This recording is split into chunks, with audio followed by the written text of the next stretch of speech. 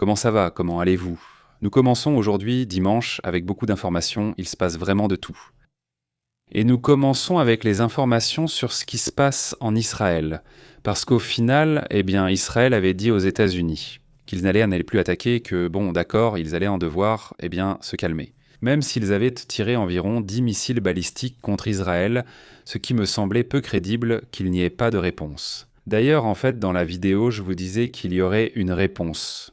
C'est-à-dire, il va y avoir une réponse, mais ensuite Astrid m'a surpris avec un rapport qui disait apparemment qu'Israël avait dû baisser la tête. Non. Ce qu'on t'a dit, Et que Trump lui avait dit de ne pas attaquer et qu'Israël aurait accepté de ne pas attaquer, mais ensuite les attaques ont quand même eu lieu. Évidemment, c'était ce à quoi on s'attendait. Selon la garde révolutionnaire, Israël a attaqué aujourd'hui le territoire iranien en utilisant des missiles balistiques lancés depuis les airs, c'est-à-dire avec des avions. Et c'était évident que cela allait arriver, parce qu'il y avait déjà des avions ravitailleurs, ces avions qui transportent du carburant pour que les jets puissent opérer plus longtemps. On entend des bangs supersoniques se le signaler à Bagdad, vers l'Irak par exemple, et vers l'Iran apparemment, il y a eu des explosions. Certains rapports parlent déjà de ces grondements très forts à différents endroits, mais principalement vers des bases de la garde révolutionnaire. On sait aussi que les États-Unis feraient des mouvements importants à Orbus, mais pour l'instant, on n'a pas encore de rapport clair là-dessus. Où vont ces mouvements? Mais bon, qu'est-ce qu'on sait jusqu'à présent? ce que l'on sait précisément, c'est que le président Trump aurait demandé à Netanyahou de ne pas répondre aux attaques de missiles et d'attendre quelques jours pour permettre aux négociations de continuer. Netanyahou a affirmé être globalement d'accord avec ce responsable américain. Cela a été rapporté sur la chaîne 12, une chaîne israélienne. Maintenant, on sait qu'Israël mène des attaques. Des attaques sont également signalées, comme tu le dis, contre des bases situées dans les pays arabes, comme celle du prince Sultan, qui est une base utilisée par les États-Unis. Cela a également été rapporté par la chaîne 12 qu'il y a déjà des attaques contre l'Arabie saoudite. Je crois que tu viens de le mentionner aussi exactement, mais c'est précisément cette base qui est attaquée. Concernant l'Arabie saoudite, en fait, je ne l'avais pas encore mentionné maintenant que je l'ai dit rapidement, mais on ne savait pas qu'il y avait une attaque contre l'Arabie saoudite. C'est un sujet vraiment intéressant, surtout en pensant qu'ils avaient attaqué le Koweït, les Émirats arabes unis et même Oman. Mais en ce qui concerne l'Arabie saoudite, si vous faites attention, dernièrement, il n'y avait plus beaucoup de mouvements dans cette direction.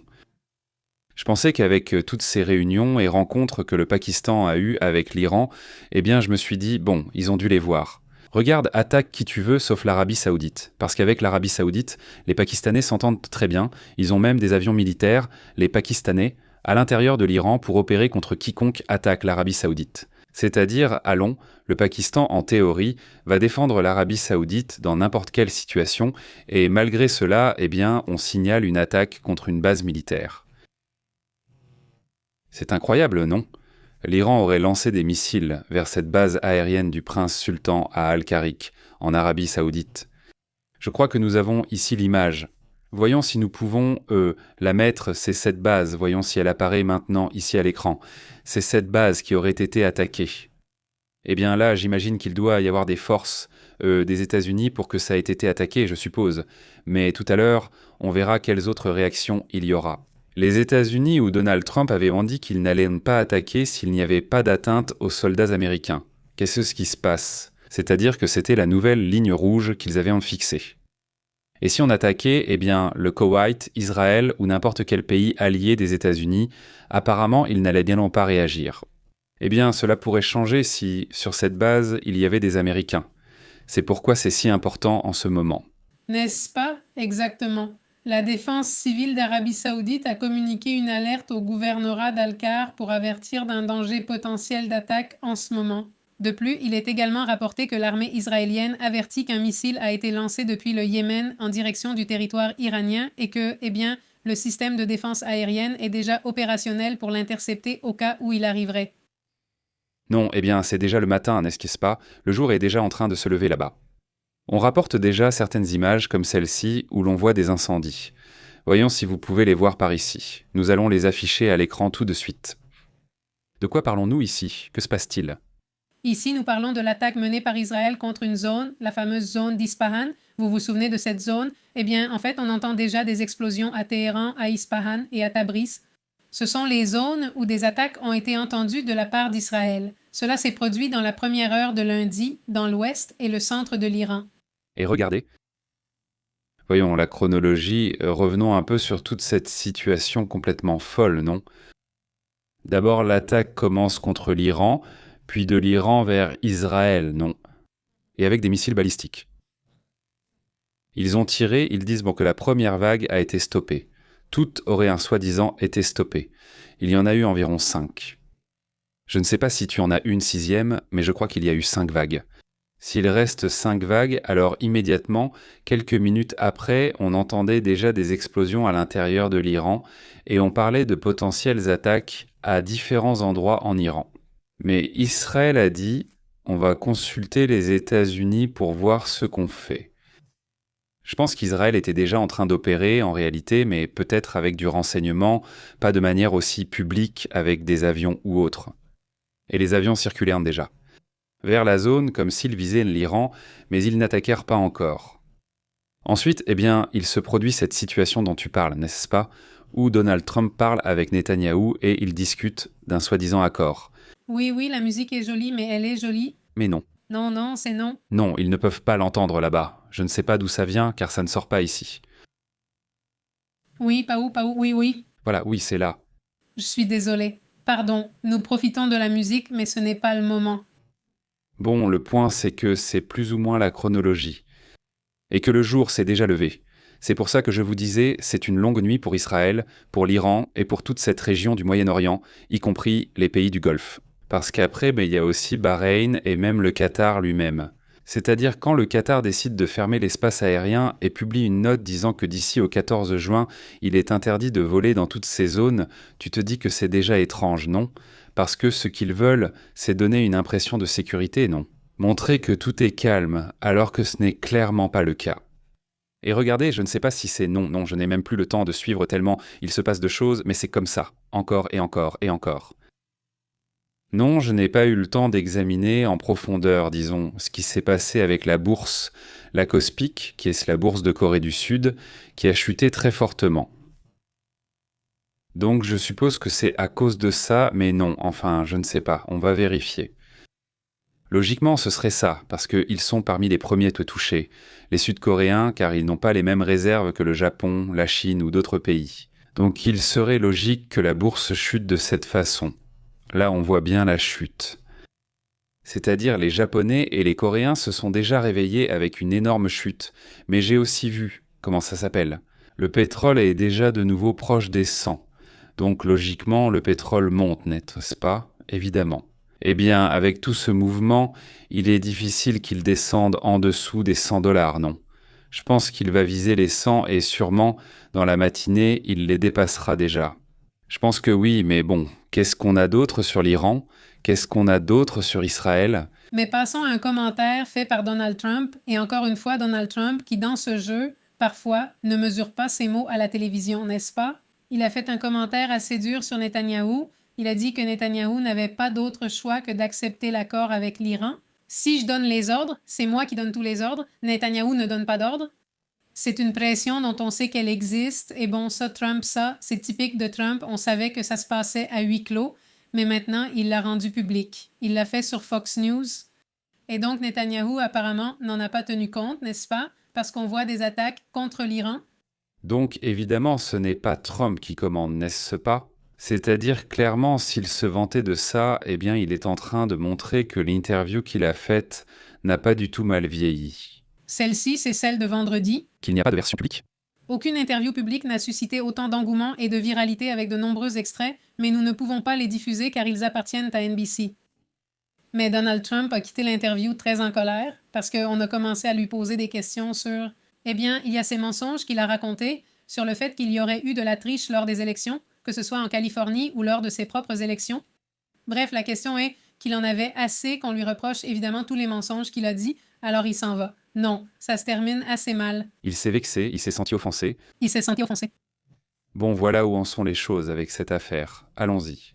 Nous reviendrons tout de suite avec des mises à jour sur ce qui se passe à ce sujet, mais en même temps que nous parlons, il y a une évacuation à cause d'un tsunami. Passons à ce détail.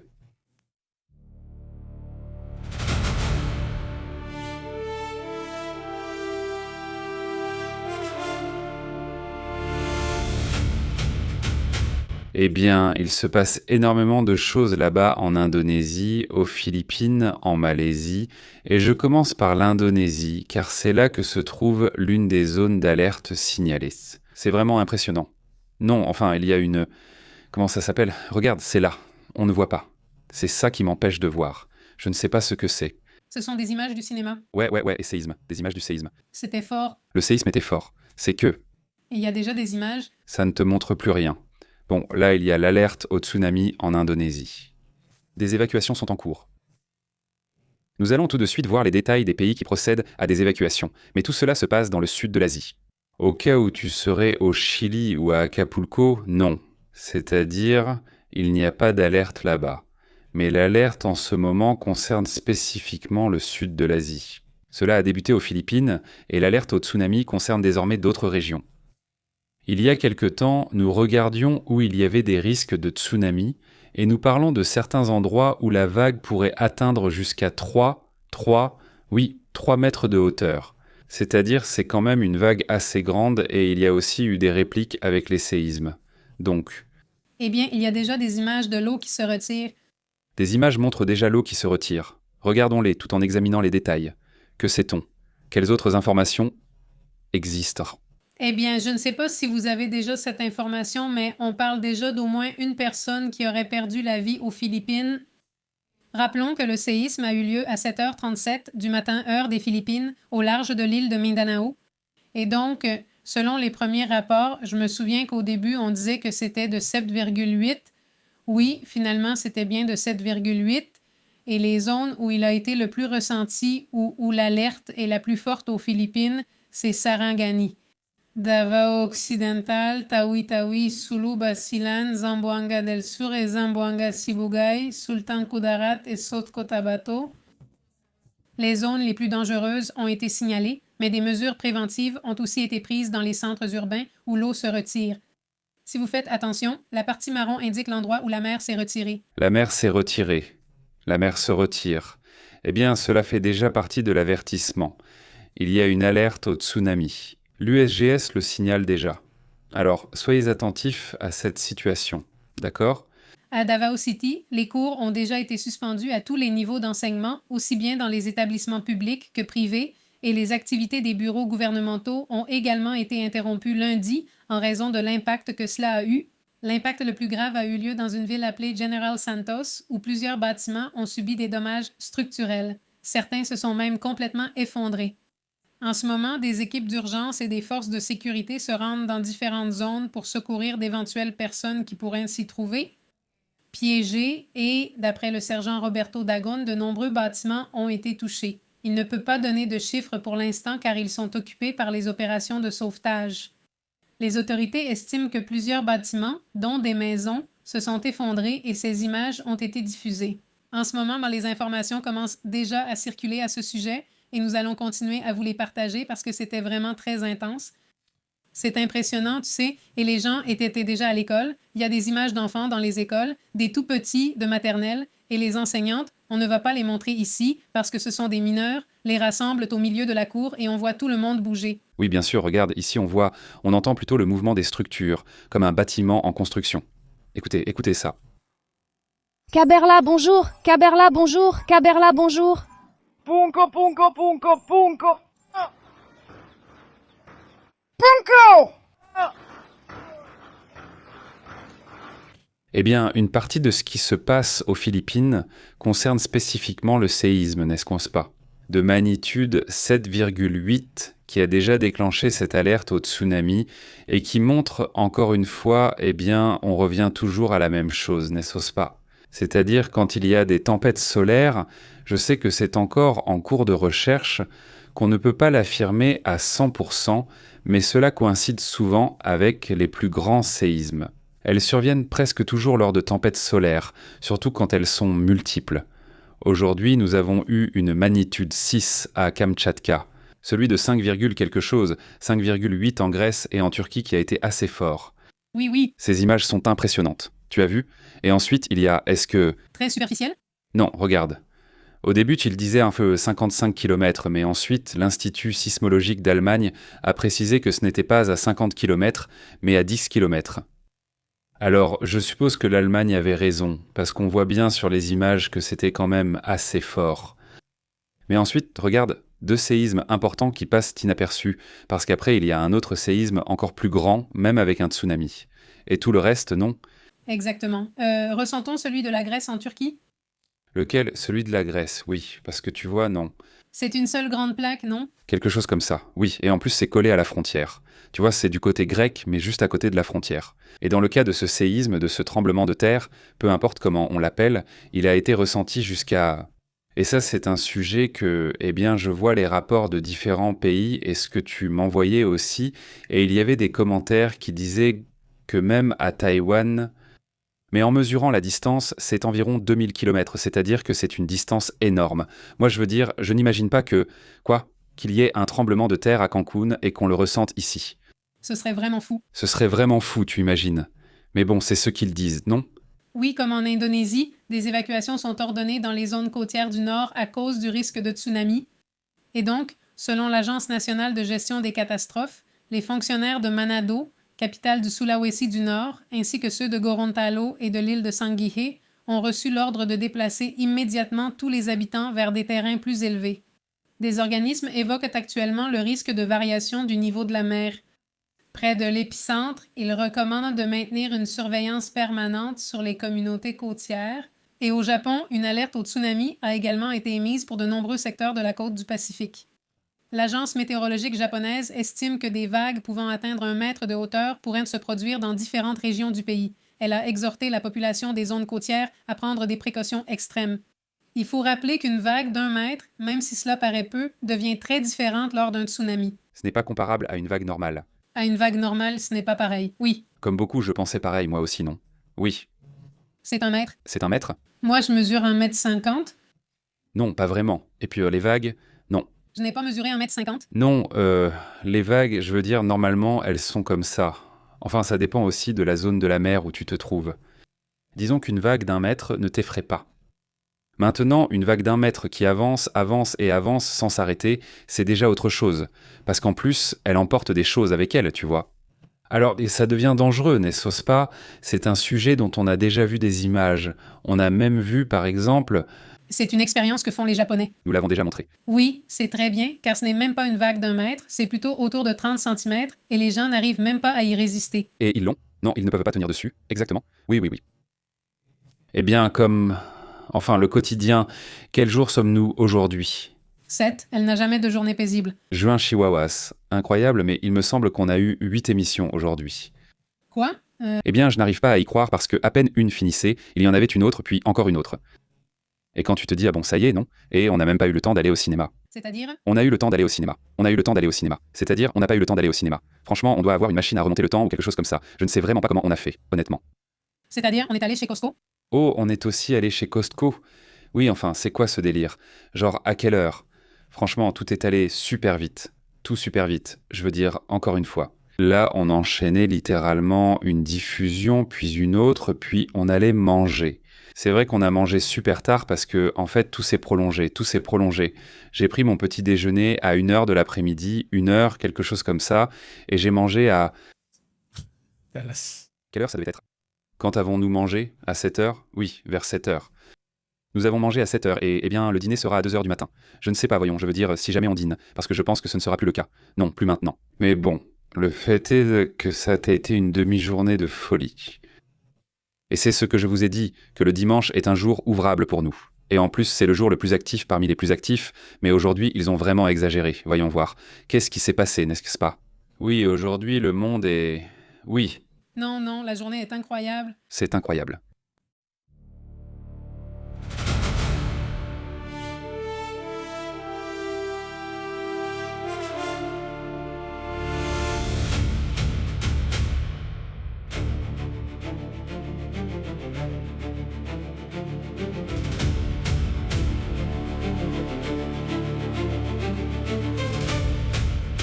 Eh bien, après avoir parlé du séisme de 7,8, de ce qui s'est passé à Kamtchatka, aussi de 6 points et quelques, et de ce qui s'est passé dans d'autres zones, l'autre séisme n'est pas un séisme géologique, mais un séisme géopolitique. Nous parlons du fait que les choses continuent de se produire et que ces alertes continuent d'être émises vers Israël, où aujourd'hui ils ont eu des alertes et des sirènes constantes. Les cours d'aujourd'hui sont suspendus en Israël pour cette raison, car ils ne savent pas s'ils vont lancer plus d'attaques contre ce pays. Donc évidemment, cela aussi est, c'est terrible. Et ici, nous voyons une image. Voyons si nous pouvons la voir. Qu'est-ce que nous voyons ici ? On voit ici plusieurs projectiles en vol qui, pour atteindre Israël, passent souvent par le Liban ou d'autres pays. Ici, on voit l'un d'eux survoler avant d'arriver en Israël, probablement envoyé par l'Iran. L'Iran. Alors voyons, on ne le voit pas au début, mais au début, le missile est lancé. Voyons si on arrive à... Voilà, le missile. Voilà le missile. Là, il part. Et au fond, comme des... ou quelque chose comme ça. Voilà, regarde. Voilà. Bon, au revoir. C'est cette image qui surprend en ce moment l'une parmi tant d'autres, parce que, ouf, nous partageons aussi des images, et elles continuent de circuler, on continue de m'envoyer les 3 images, parce que, elles continuent d'apparaître. Évidemment, non. C'est-à-dire, oui, ce sujet est toujours d'actualité. Alors, voyons, allons-y. Celui-ci vient d'Ukraine. Ou celui-ci vient de... Non.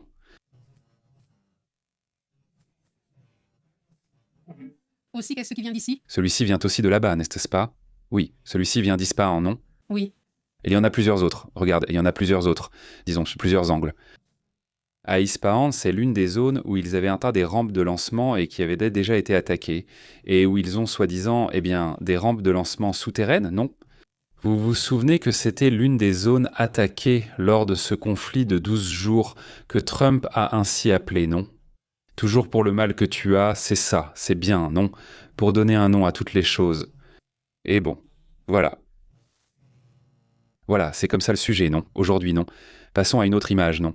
Ceci est bien une attaque, l'un des coups portés par Israël à Téhéran, et en ce moment, Israël se prépare parce qu'il est possible qu'Israël lance une autre vague contre l'Iran. C'est-à-dire, d'accord, une autre vague possible vient de l'Iran. Regardons cette image, voyons si on peut l'afficher à l'écran. Cette image, qu'est-ce qu'il se passe? Qu'est-ce qui se passe là? C'est quoi ça? Eh bien ça, c'est la base aérienne Prince Sultan qu'on a vue au début. Voilà, et au moins 2 explosions ont été entendues près de cette base. D'après ce que je comprends et ce que j'ai vu dans les rapports, oui, c'est une base américaine. Oui, ils partagent cette base avec les États-Unis. Non. Enfin, c'est ça. Et franchement, j'étais vraiment surpris par la réponse de Trump, qu'il dise ça à Israël. C'est-à-dire qu'il est littéralement en train de bombarder avec des missiles balistiques son ami, ses amis. On n'est pas censé avoir 5 vagues de missiles balistiques et que ton pote, tu vois, que ton ami te dise « mais ça y est, ils ont déjà tiré ». D'accord, mais on négocie, non? Je leur disais, si tu essaies de négocier... Tu dis comment? Je veux dire littéralement. Enfin, ok, tu as réussi. Comment on dit quand on te frappe et que tu recules? Comme ça. C'est de la défense, non? Mais les mouvements de tête, disons non. Ou tu as réussi à esquiver, disons non les coups, tu n'as pas réussi à les éviter. Mais les coups sont là. Oui, c'est-à-dire, littéralement, c'est comme si on t'avait tiré dessus, ils ne t'ont pas touché par chance ou parce que tu t'es préparé, non. Ce n'est pas de la chance, tu t'es préparé. Et qu'on te demande quel type de négociation, que vas-tu négocier, que peux-tu négocier? Aucune, vraiment aucune. Je veux dire, ce serait génial de pouvoir négocier, de trouver une façon de négocier si littéralement on est en train de te tirer dessus à ce moment-là. C'est pour ça qu'Israël subit maintenant la même chose que l'Ukraine a subi, dans le sens où il est à la merci de l'humeur de Trump et de la volonté de Trump. Je veux dire, parfois on disait qu'il soutenait l'Ukraine, et puis soudain il disait « Non, tu sais quoi, non, je ne te soutiens pas, négocie ». Et on est dans un quartier, et tu te dis « Bon, on est là tous les jours, alors comment vais-je négocier ?» Bien sûr. À chaque fois, tu me demandes de négocier sous les bombardements? Exactement, non. Je veux dire, et maintenant, au moins 2 explosions, 2 ont été signalées sur cette base. Maintenant, on ne sait pas si elles ont causé des dégâts ou si elles ont subi des dégâts. Je ne sais pas. Non, on ne sait rien de plus. C'est le dernier rapport qu'il y a eu 2 explosions. On verra bien par la suite. Je pense que ce ne sera que demain. Je ne pense pas qu'ils donneront l'information tout de suite. Et c'est l'attaque à Téhéran de la part d'Israël. Les zones attaquées ont été Téhéran, Karaj, Tamriz, Kermas et puis Ispahan aussi. Tu ne trouves pas ça étrange? Oui, ne t'inquiète pas. Attends, et non, c'est énorme. Mais ça commence ici, ça continue, c'est-à-dire, c'est énorme. J'ai mis l'audio original, même si le son est un peu au ralenti, non? Je ne sais pas, c'est comme s'il était décalé, mais bon. Oui, c'est étrange, mais on ne les voit pas à vitesse normale. Ils ont l'air normaux, je crois que oui. Ou peut-être environ 60% de moins. Eh bien, je ne sais pas, mais le point, c'est qu'ils lancent déjà des attaques à Téhéran. Donc non, il n'y a pas de négociation. Il n'y en a pas. Désormais, ils attendent du corps des gardiens de la Révolution que ces attaques visent Israël et des positions américaines dans la région. Évidemment, eh bien, je pense que la base aérienne serait l'une des cibles de ces attaques de riposte. Oui, sûrement, on ne verra sûrement pas de riposte là-bas. En ce moment, le chef d'état-major et les hauts gradés des FDI dirigent avec d'autres les attaques contre l'Iran depuis le bunker de la force aérienne. Ils sont actuellement en état de préparation maximale, aussi bien pour l'attaque que pour la défense. Le chef d'état-major, Eyal Zamir, et d'autres commandants des FDI effectuent ces dernières heures des évaluations continues de la situation et dirigent les attaques des FDI contre l'Iran depuis ce bunker. Cela signifie qu'ils sont déjà en mode d'observation des points, prêts à bouger si nécessaire. Juste avant la Coupe du Monde, quelqu'un disait ici, si je ne me trompe pas, je crois que c'était Francisco qui avait fait ce commentaire. C'était 5 jours avant la Coupe du Monde, je crois que je commentais avec quelqu'un de Guadalajara. Santé infantile? En se cognant contre le mur, Pichardo comme il l'a fait, salutations aussi à Omar Hernandez, et c'est sûr que plus la Coupe du Monde approche, plus la pression va monter. L'Iran probablement oui, bon point là. Oui, c'est probablement le cas. Un grand salut à la communauté qui nous suit aux États-Unis, en Espagne, au Mexique, en Colombie et au Pérou, où des élections ont eu lieu aujourd'hui et semblent se solder par une égalité. Apparemment, eh bien, je trouve ça très serré. Je veux dire, je vois cette Fujimori comme ça. Ceux que j'ai vus, parce que ça varie évidemment, 50,7 contre 49,8 maintenant ce qui manque, ou 50 enfin, 51 et 40 et presque 50, donc voilà où on en est. Ils vont aller judiciariser, comment ça s'appelle? L'élection, n'est-ce pas? Je veux dire, ils vont aller judiciariser? Oui, judiciariser, exactement. C'est-à-dire que quelqu'un le vérifie ou quoi? Oui, c'est-à-dire qu'ils vérifient exactement. Vote par vote. Là, vraiment, presque. Bureau par bureau? Vote par vote? Oui, un cauchemar, non? Eh bien, cauchemar du passé, messieurs. Oui. Salutations aussi à Andrés Esteban. Salutations à Andrés Esteban. Comment vas-tu, Andrés? Andrés? C'est bien, quel plaisir de te voir par ici, dans ces parages. Nous t'envoyons un salut chaleureux, ainsi qu'à toute la communauté qui fait partie de la communauté, même si parfois on ne les voit pas pendant un moment, mais je vous remercie beaucoup d'être là avec nous. Eh bien, sachez qu'on se souvient ici de beaucoup d'entre vous, même si parfois ils disparaissent un moment. Eh bien, merci d'être ici. Et aux membres de la chaîne, à ceux qui nous soutiennent, qui s'abonnent et tout ça. Merci beaucoup aussi de nous soutenir. De cette façon, nous sommes allés voir d'ailleurs Backdoors, Backrooms, le film Backrooms, qui est un film très indé. En fait, réalisé par un YouTuber, fait par un YouTuber qui, quand il a commencé à faire le film, avait 19 ans. Oui, il était tout jeune. Il est tout jeune, n'est-ce pas? Et le film a très bien marché pour lui. Il a déjà son propre style et je pense qu'il y a de l'avenir pour ce jeune homme. Il a osé créer un concept très étrange, très curieux, très labyrinthique, non? Et je n'en dis pas plus pour ne pas gâcher. Mais bon, une mise à jour concernant la base aérienne Prince Sultan. Passons à ce sujet.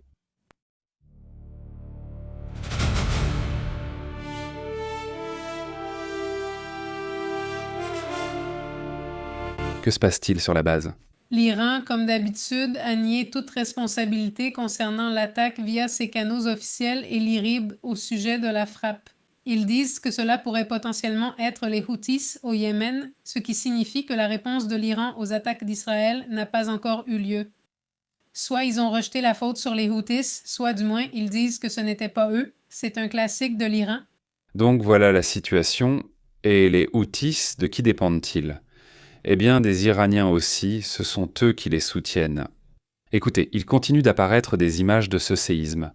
Ouais, c'était assez fort. Oui, non, ce séisme a vraiment été fort. Regardez cet immeuble, par exemple. C'était un gros séisme, non? Donc, est-ce que c'était un séisme ou un tremblement de terre, non? Oui, parce que là, il y a vraiment un niveau d'impact important. Eh bien, je crois que c'est le même, enfin un autre angle, mais le même immeuble si je ne me trompe pas, je crois.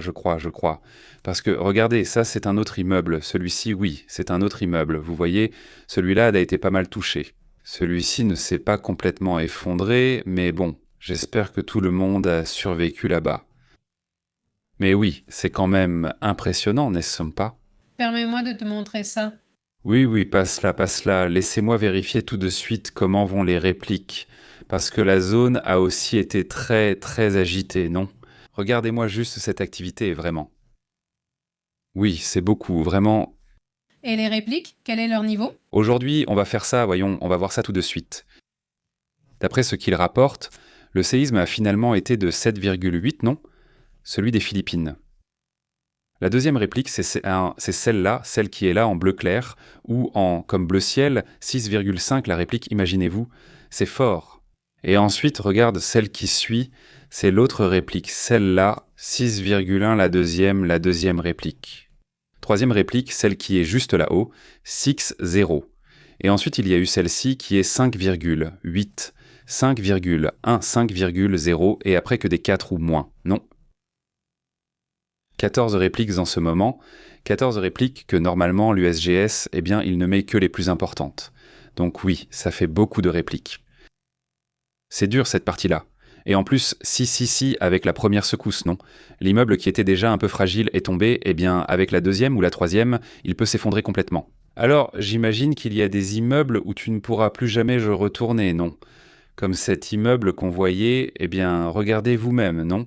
Je veux dire, logiquement, je pense que là, mince, non, tu n'entres pas, n'est-ce pas? Pas avant qu'il ait été vérifié, au moins, par quelques experts, n'est-ce pas? Parce que non, comment ça s'appelle? Les choses qui pourraient être là, eh bien, elles ne vaudront jamais rien, non? N'est-ce pas? Enfin, la vie d'abord, dans ce sens. Et qui sait quel sera le protocole? Est-ce que quelqu'un parmi les amis qui est à Mexico sait quel est le protocole pour ça? On a toujours un doute. Je veux dire, l'immeuble est à moitié effondré. Il peut s'effondrer demain ou après-demain, mais on ne sait pas quand. Mais il est là, il tient encore debout, non? On enlève des choses? On les laisse là? Donc quel est le protocole? Qu'est-ce que les gens font? Parce que bien sûr, au final, ça a de la valeur, ça t'a coûté très cher et ce sont des papiers et beaucoup de choses. Donc qu'est-ce qu'on fait, n'est-ce pas? Je veux dire. Je me souviens que lors du séisme de 2017, tu te rappelles qu'il y avait un appartement qui était neuf, dont la moitié s'est effondrée comme ça et où les escaliers sont restés comme ça, oulala, presque coupés en deux, mais tout tenait encore debout, non? D'accord. Il a fallu que, enfin, ceux de la protection civile vérifient et ils disaient comme ça, bon, entrez un par un ou à deux, et ils y allaient comme sur la pointe des pieds, et à un moment donné, on leur a dit non. Je ne me souvenais pas de celui-là, mais je me rappelle celui de Miami. Tu te rappelles? L'immeuble qui s'est effondré. Qui s'est effondré et celui d'à côté était aussi endommagé, et donc non, c'était aussi une perte totale de toute façon. Et aussi, comme tu dis, il donnant cette possibilité à un membre de la famille. Quoi? Oui, il leur laisse juste un petit moment. Qu'ils prennent tout ce qu'ils peuvent, enfin l'essentiel. L'essentiel, rien de plus. L'essentiel, le frigo. N'est-ce pas? Oui, enfin j'imagine. Les papiers? Ordinateur portable. Oui, exactement. Peut-être qu'ils leur permettent de prendre des choses, je pense que ça va dans une boîte, non? Je suppose. Mais tu dis, c'est plus facile d'en sauver une par étage s'il se passe quelque chose. À qui? Peut-être combien, n'est-ce pas? Oui, exactement. Ils faisaient ça. Je ne sais pas si c'est pareil à Mexico, probablement la ville la plus proche avec de l'expérience des séismes. Ici, plusieurs communautés en ont aussi. Je parle de l'expérience. Ou au Chili aussi, il se peut qu'ils aient né de l'expérience avec ce genre de mouvement fort et que ça reste un peu endommagé. Si on enlève le sujet des Philippines et qu'on ouvre à tous les séismes d'aujourd'hui, je veux juste... Les séismes et les volcans, n'est-ce pas? Toute cette semaine a été vraiment mouvementée. Je veux dire, aujourd'hui aussi, il y a eu une forte activité volcanique. Eh bien, au Japon, le Sakurajim a fait une petite frayeur, n'est-ce pas? C'était plutôt une grosse frayeur, parce que cette fois, il a vraiment laissé une partie du village couverte de cendres, même si là-bas, ils disent qu'ils s'en fichent, que la cendre, ils ne font que balayer et continuer leur vie. Mais bon, ça fait partie des choses. Regarde, ici, voilà l'autre séisme. Voyons si... le voilà. Regarde, donc ici, il y en a un qui est celui de Kamchatka, et ensuite, il y a une quantité de séismes là-bas aux Philippines, dans le sud de l'Asie, plein. Et puis, il y a cet autre séisme qui s'est produit jusque-là, jusqu'en Grèce. Là, oui, ce serait hors de la ceinture de feu, mais un séisme qui a aussi surpris et qui, eh bien, a déjà ses répliques. Regarde, donc ça fait 3 répliques plus le séisme, n'est-ce pas? Donc ce séisme de 5,2 qui paraît peu maintenant en comparaison. Mais simplement, dans cette zone, ce sont des séismes qui se ressentent généralement très fortement, n'est-ce pas? Donc, eh bien, il faut aussi en tenir compte. Passons à d'autres points, à d'autres sujets importants.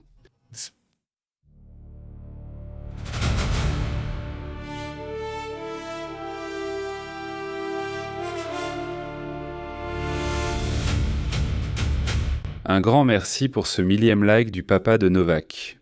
1000 du papa de Novak. Excellent. Salutations à protection. Adaiso dit « La protection civile, c'est elle qui doit dire si on peut passer ou non ». Le problème dans ces cas-là, ce sont les répliques qui peuvent finir par détruire le bâtiment. Bien sûr, car tu ignores si, une fois en haut, il y aura une réplique. Bien sûr, oui, non, non, non. Non, il n'y a pas vraiment de moyen de viser juste exactement.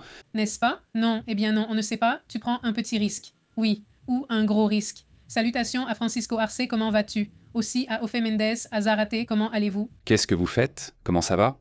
Salutations aussi, je crois que Tapatia était là. Et il parle d'Adaiso, protection. Oui, maintenant il salue aussi Raoul. Zarate dit, Lucas, ici le champion.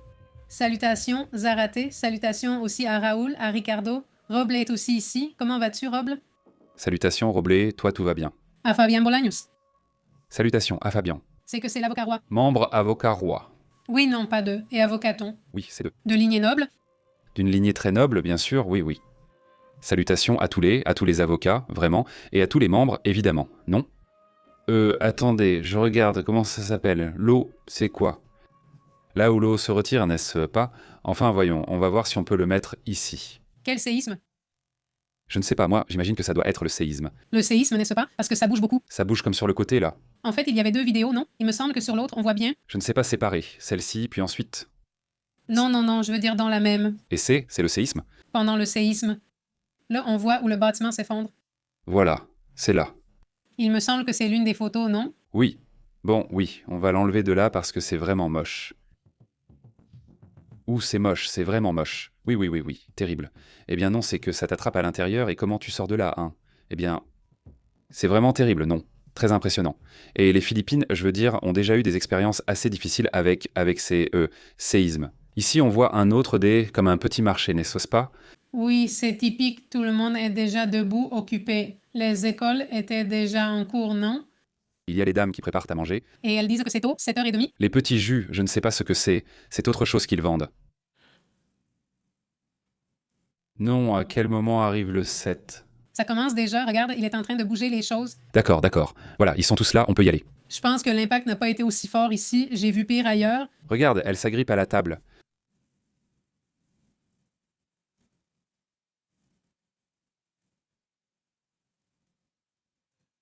On tient bien les enfants, hein? Attrapez. Maintenant, maintenant, maintenant, maintenant. Eh bien, cette dame va très bien.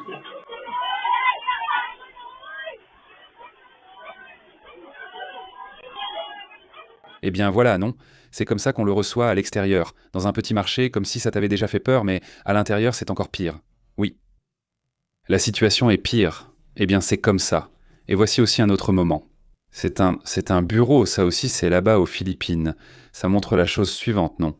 Regardons cette autre partie, d'accord? Écoutez, écoutez.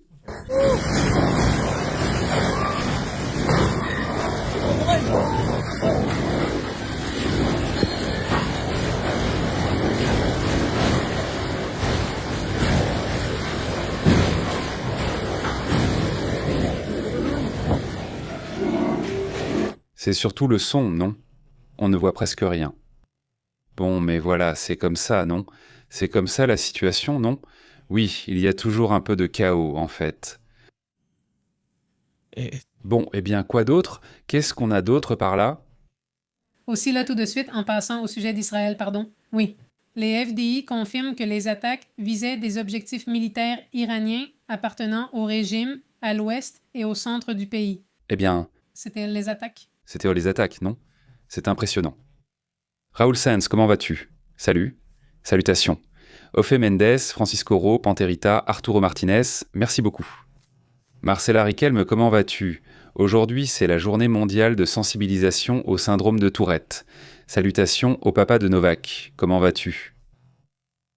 Il y a peu, nous avons vu un film. Très bon. Enfin, excellent. Nous vous le recommandons vivement. Ça s'appelle Swear. C'est irlandais, n'est-ce pas? Ou c'était en écossais? Je ne me souviens plus lequel des deux. Je crois que c'était irlandais. Oui, enfin, le truc, c'est que c'est vraiment génial. Swear, comment ça s'écrit? Swear, S-W-E-A-R, si je ne me trompe pas.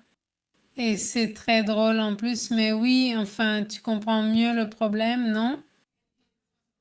Parce que parfois, on voit ça un peu de loin, mais quand tu le vois comme ça, quand tu commences à l'avoir dès tout petit, alors qu'en général, ça commence à l'adolescence, tu vois à quel point la vie est compliquée pour ces personnes, tu les comprends mieux. Franchement, c'est vraiment, vraiment bien. C'est aussi très drôle parce qu'évidemment, il y a son côté amusant. C'est la réalité, non? Oui. Oui, peut-être que ce n'est pas un spoiler, mieux vaut regarder. Non, tu peux spoiler, elle est vraiment bien. Même notre fils de 2 ans a beaucoup aimé et ça aide aussi à être plus empathique avec ceux qui ont divers problèmes. Au final, tu ne sais pas quelles difficultés les gens rencontrent quand ils ont l'un de ces problèmes, n'est-ce pas? Exactement, exactement. Là, eh bien, j'ignorais beaucoup à ce sujet. Avec le film, tu vois, on te présente beaucoup de choses intéressantes. Et écoutez, passons à d'autres sujets, passons aussi à d'autres thèmes importants.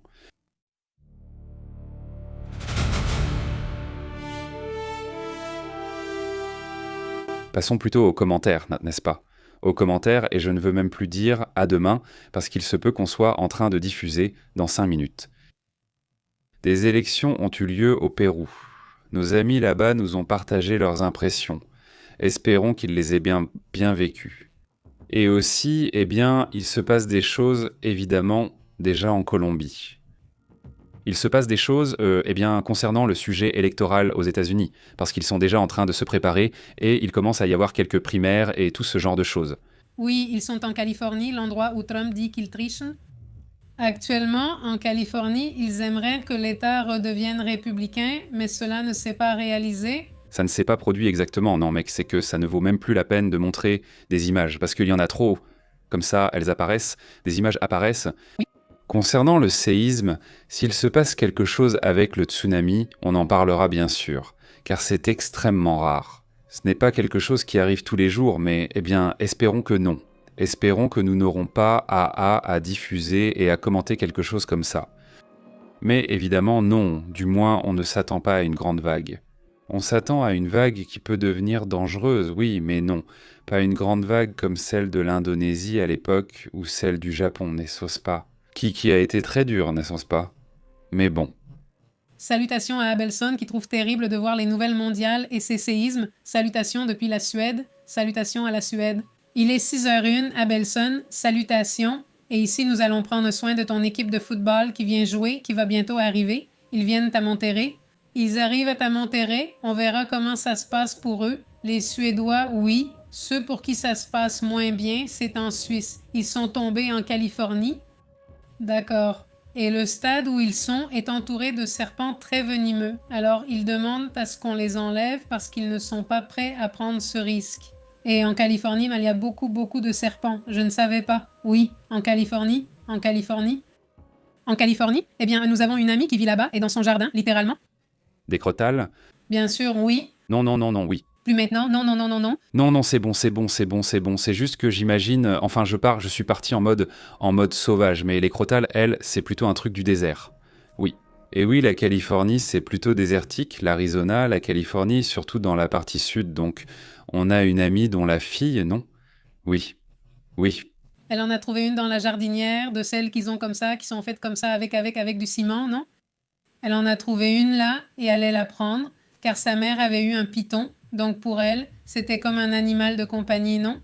Elle lui a dit d'attendre et ils ont vu que c'en était une. Heureusement qu'elle a réalisé qu'elle allait toucher un crotal, car si c'est dangereux pour un adulte, ça l'est encore plus pour un enfant. Oui, c'est vite fini, c'est dur. C'est vraiment dur. Oui, dit Leonardo Pepe, je me rappelle que les États-Unis affirment ne pas négocier avec les terroristes. Je ne sais pas si c'est vrai ou juste dans les films. Alors pourquoi négocient-ils maintenant avec l'Iran? Est-ce parce qu'ils considèrent l'Iran terroriste? Totalement d'accord, enfin, c'est plutôt que ça dépend, non? Parce que oui, ce n'est pas respecté, comme dans les films, non? Oui, comme ça, non, non.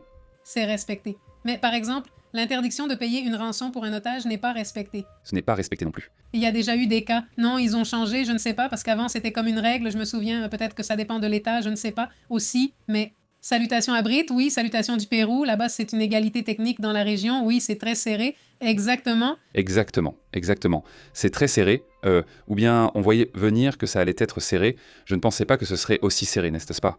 Mais bon, oui.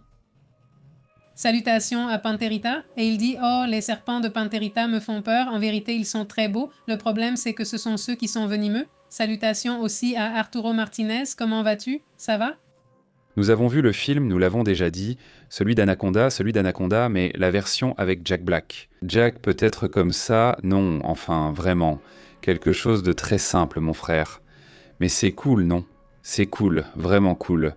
Tu prends un snack, oui, tu peux faire autre chose en la regardant, juste du coin de l'œil, et tu vas l'apprécier en grignotant. Mais c'est juste ça. Mais c'est un peu une parodie de la version d'Anaconda, qui est aussi un film un peu nul, mais qui est à la fois divertissant et un peu nul, non? Avec J-Love dedans. Tu vois ce que je veux dire?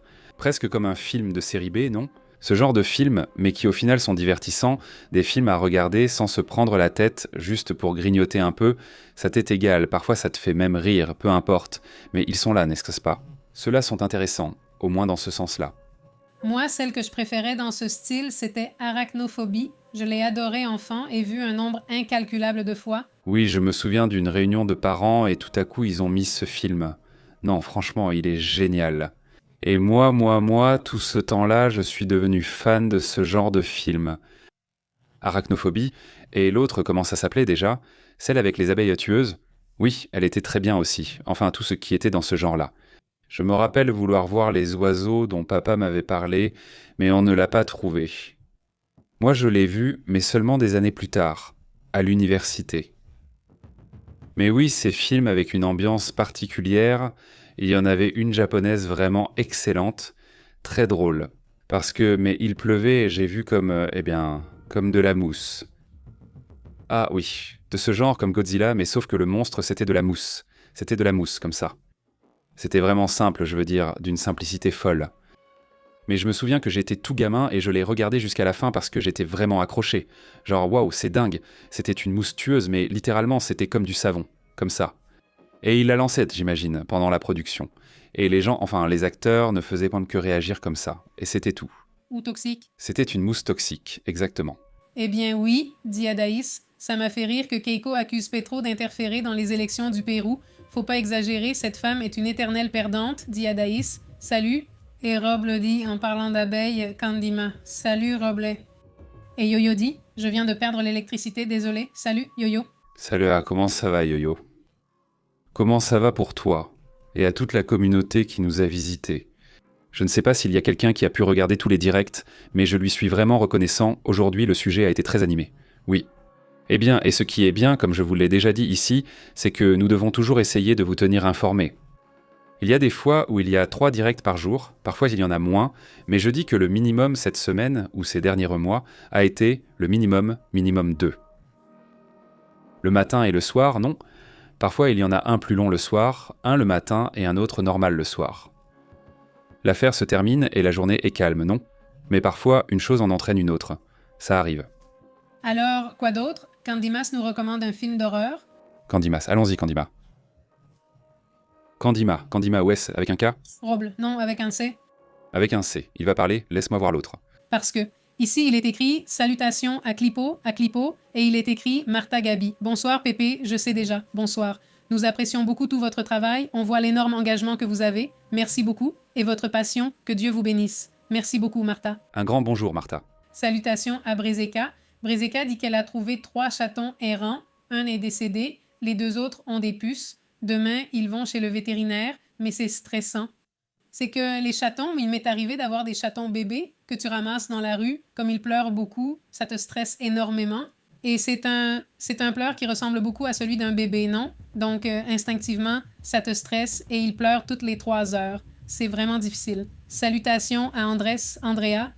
Brooke dit « Bonjour les gars, où peut-on vous envoyer une vidéo intéressante d'OVNI ?» Regarde, là, ça passe ici en bas. L'adresse email est en train de défiler.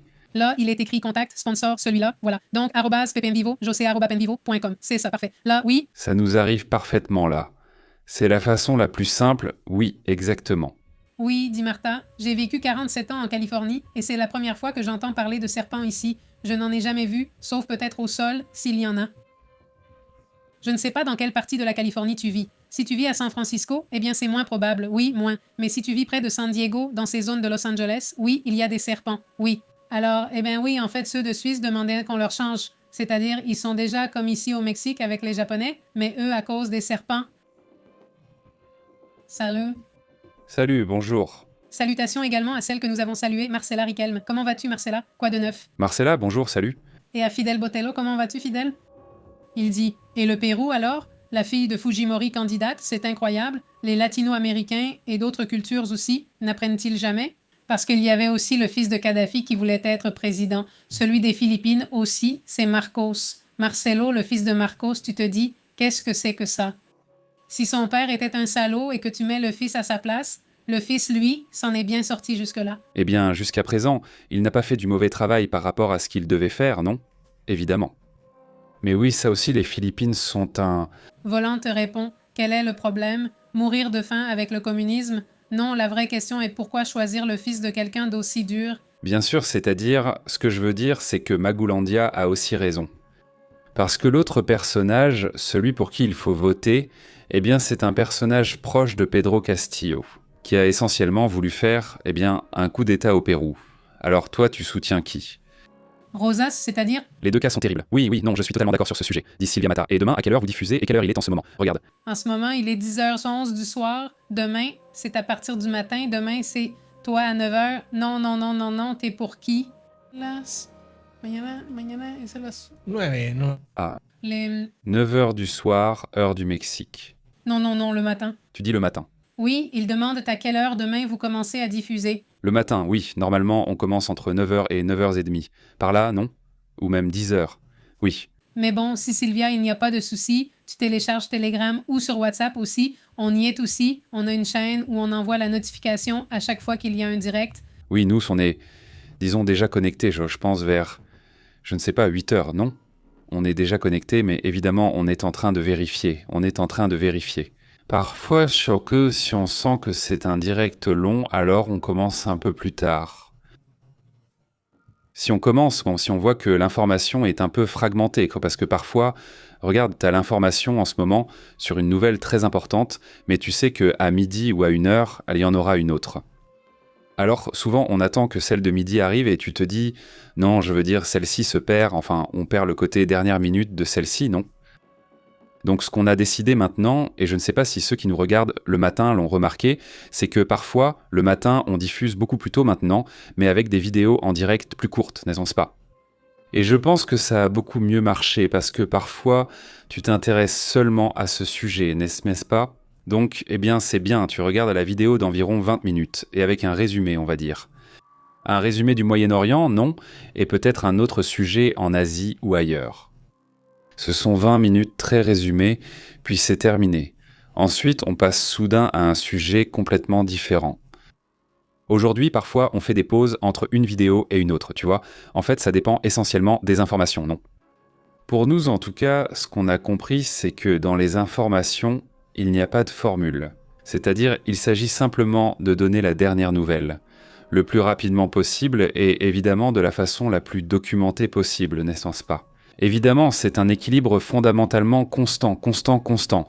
Donc, dans ce sens, tu ne t'ennuies jamais parce que c'est toujours très varié. Il n'y a jamais 2 jours pareils. En gros, ce n'est pas rare que... Il y a des jours où, franchement, tu dois chercher la nouvelle jusque sous le tapis. Oui, mais il y a des jours où on te la balance, on te la vomit carrément au visage. C'est-à-dire, c'est un excès. Alors, attends, laisse-moi... Oui, c'est exagéré. Il te balance la nouvelle en pleine figure comme s'il n'y en avait pas d'autre. Et si on a comme tout à coup c'est-à-dire on note vos idées et commentaires pour des sujets plus analytiques, comme en ce moment où on en prépare un sur les questions des migrants. Et tout le sujet qui vient du problème qui concerne le transfert d'argent et toutes ces choses qu'ils veulent te faire.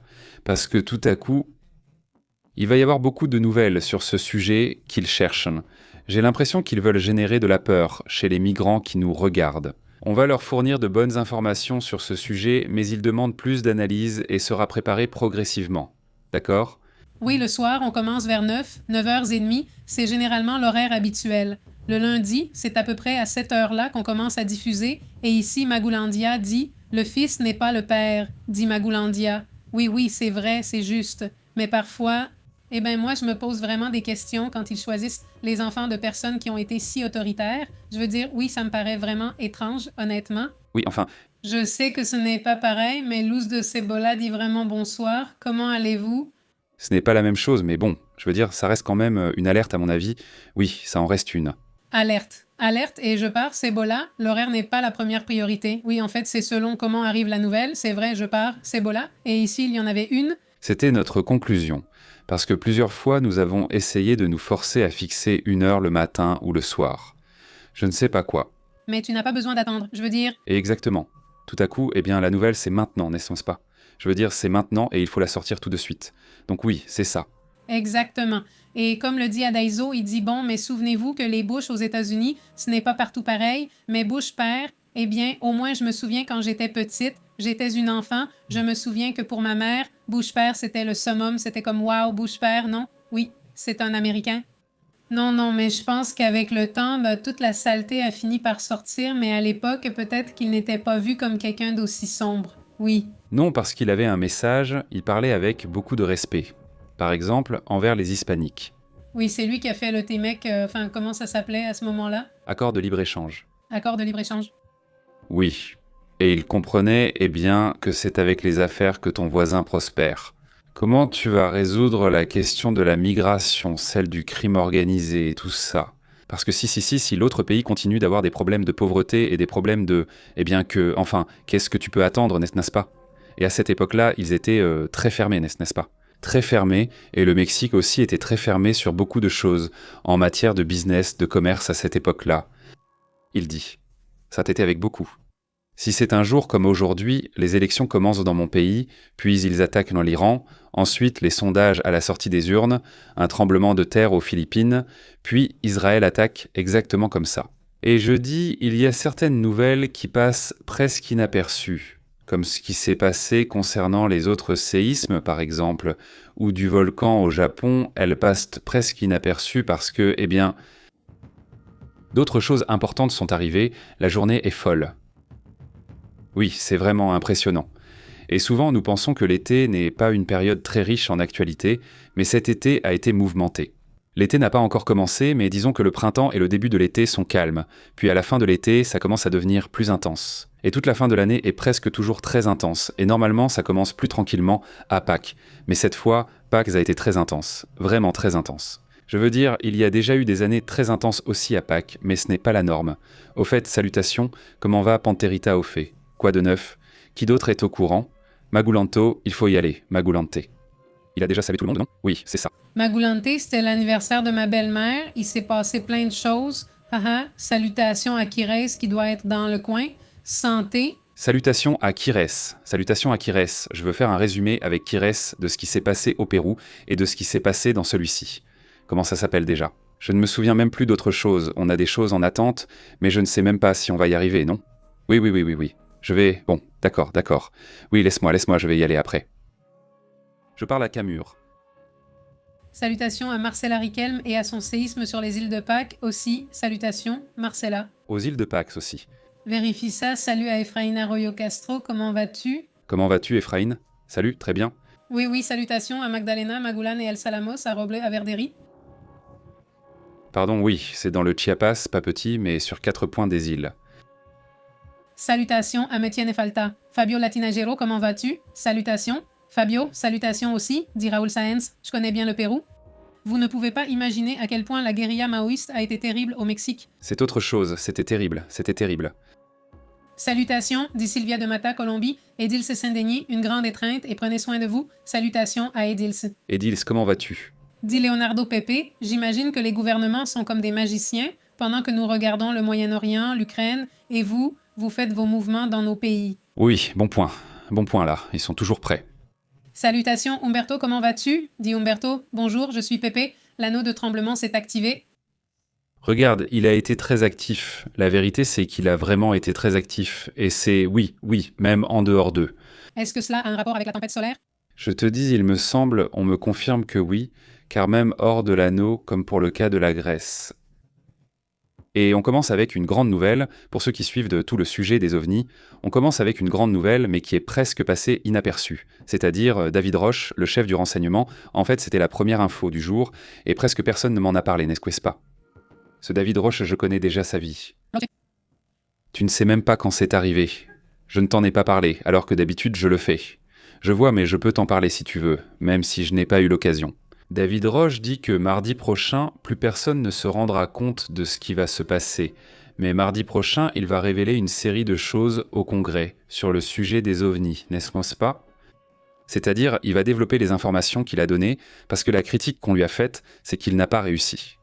Eh bien, de tout ce qu'il a dit, comme montrer certaines choses, c'est-à-dire, je veux dire, oui, qui sont déjà sorties. Beaucoup de ce qu'il évoquait apparaît dans ces révélations du gouvernement Trump. Oui. Mais on lui demande, bon, et toi, tu as quelque chose que tu puisses montrer, donner des noms, donner ceci, donner cela, bon, soi-disant, mardi, c'est le 9, il a dit le 9 oui, n'est-ce pas? Oui, mardi. Mardi, il va révéler plus d'informations, et c'est ce que dit ce... Coulter, qui est ce journaliste de News Nation. Ah oui, il est australien. Oui, l'Australien. Il est très sérieux et c'est lui qui révèle cette information que David Gross lui a dit qu'il allait révéler plus de détails, qu'il allait développer l'information à partir de mardi. Et il dit, ça va être intéressant parce que oui, surtout qu'il a déjà dit des choses vraiment folles. Donc, moi ici le 9, je vais être attentif à ce qui va sortir et à l'information, et j'essaierai de la résumer, de l'analyser et de lui donner un peu de contexte. Parce que parfois, il balance tout d'un coup, et ça devient intéressant. Mais on verra bien, non. Mais ça, c'est presque passé inaperçu, où il l'a mentionné, je crois que c'était lors de la première émission, et puis voilà, il n'y a même plus eu l'occasion de revenir sur le sujet. Notre grand-mère dit que mon oncle travaillait pour Bush et voyait une Amérique unie, sinon les États-Unis n'avanceraient pas. Salutations, notre grand-mère. Bonjour grand-mère, comment vas-tu? Lequel? L'aîné, celui du père ou du fils? Oui, bien sûr. Je crois que c'est le père, car le fils n'a pas fait grand-chose non plus. Qui? Bush-Fils, il était très occupé avec la question de l'Iran. Salutations au papa, non, d'Irak, pardon. Il dit oui, il dit mon frère avait l'habitude de sortir le bras par la fenêtre de la voiture. Qui est-il l'aîné? Qui? L'aîné? Non, le manchot. Je l'ai mal lu, désolé. Quel jour il ne va pas pleuvoir? Bonne question pour Mexico. C'est-à-dire quoi? Ma petite bannière, Panterita a besoin de laver? Je sais, Panterita, c'est dur quand il part jouer. Tu vois le panier? Et il pleure sans cesse. Et oui, il continue de regarder. Moi, ce que je fais, c'est que j'en fais très peu pour recycler. Et je l'accroche partout, oui, partout où je veux. Je le distribue, je mets des ventilateurs, et voilà. Cebola dit que le sujet des ovnis est un peu risqué. Il y a des personnes qui ont disparu en essayant d'en parler. Preuve à l'appui, dit Cebola. Bon point, Cebola, salutations. Regarde comme ça, en regardant rapidement. Panterita, pourquoi tu laves des couvertures maintenant? Oui, non, il n'est pas recommandé de laver les couvertures. Parce qu'elles ne vont pas sécher. Regarde la ville de Mexico, non? Je veux dire, regarde la pluie. Ça, c'est juste pour demain. C'est la fin de demain, d'aujourd'hui à demain, puis après. On commence maintenant avec ses émotions. C'est le mardi 9. Regarde, mardi c'est plus ou moins tranquille. Enfin non, si, regarde. C'est le mercredi. C'est qu'en plus les couvertures mettent environ 2 jours à sécher. Mercredi si tu vis au nord de Mexico peut-être. Et puis ici, regarde, peut-être qu'entre le 11 et le 12, tu pourrais avoir une petite fenêtre, parce qu'après, les autres jours, regarde, fais attention, peut-être même jusqu'au 15 et 16. Je dirais le 11 et le 12 ou le 15 et le 16, ça pourrait être ça, à vue de nez, mais avec le risque que la pluie t'attrape. Et que voilà.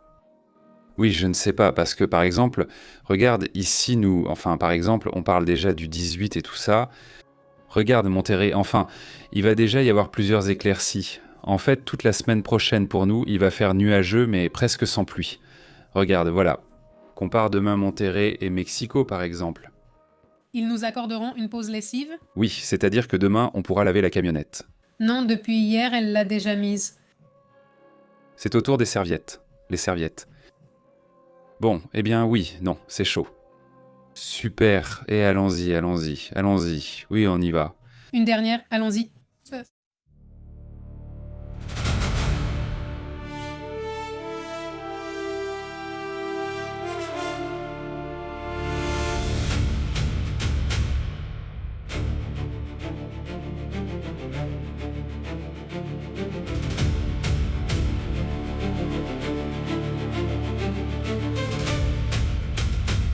Bon, eh bien, commence.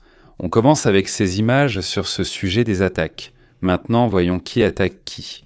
Maintenant, c'est l'Iran contre Israël, mais cela tombe en Cisjordanie. Évidemment, ce n'est pas une zone inhabitée ni rurale. Oui, donc heureusement, il n'y aura sûrement aucun blessé. Écoutez, bon, alors il s'agit d'un missile balistique. De quoi s'agit-il exactement? Oui, Ce sont des missiles balistiques. missile balistique. Israël a intercepté des missiles balistiques de là-bas. Et voici une autre image de ce dont il s'agit. Ceci est un fragment d'un missile balistique. C'est près de Jéricho, dans la région de Cisjordanie. Près de Jéricho, dans la région de Cisjordanie. En ce moment, il fait déjà jour et il y a encore des attaques en cours. Évidemment, les choses ne se sont pas arrêtées. Mes amis, mes amis. En ce moment, des sirènes retentissent également dans le sud d'Israël après les nouveaux tirs de missiles balistiques que l'Iran vient tout juste d'effectuer. Ceci en est un aussi. Oui, un autre aussi. Voyons, regardons-le. Celui-ci est juste comme le. L'interception. La traînée laissée par la chute du missile déjà intercepté. Eh bien, de l'action, non. Constante sur ce sujet et en cette journée si mouvementée. Là-bas, nous sommes déjà le 8 juin. En Israël, il fait déjà jour. C'est déjà le matin du 8 juin. Et regardez, juste pour conclure dans cette vidéo, même si cela n'a rien à voir avec ce sujet, ce moment où le séisme se produit attire vraiment l'attention. Aux Philippines, ce glissement de terrain a été capté. Regardez vous-même. Le voilà. Ce n'est pas clair. Ça ne l'est pas. Ça l'est pas. Bon, eh bien non, c'est comme ça. Voilà où en sont les choses. Donc, eh bien, passons à d'autres sujets.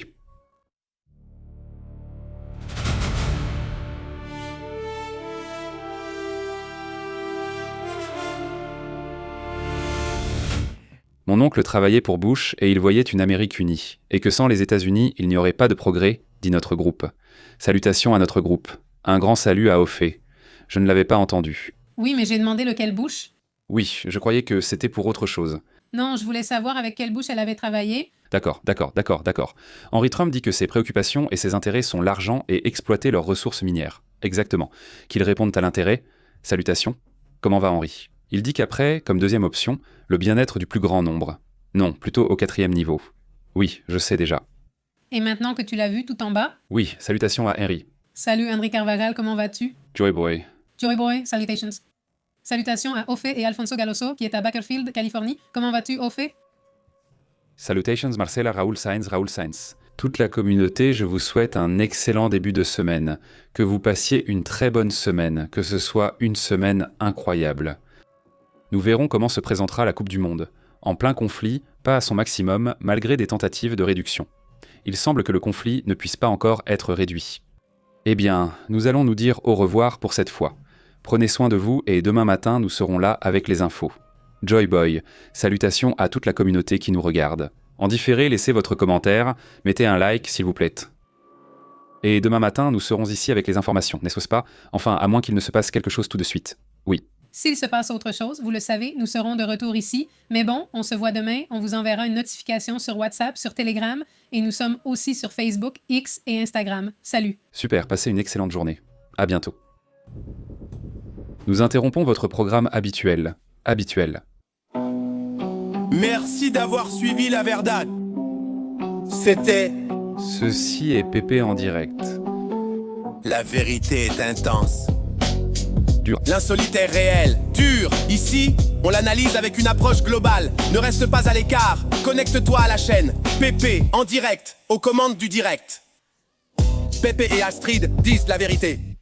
Journalisme brut, ici on respecte. Active l'alerte, ne perds pas le fil. À la prochaine. Oui, monsieur. On fait l'appel. Abonne-toi.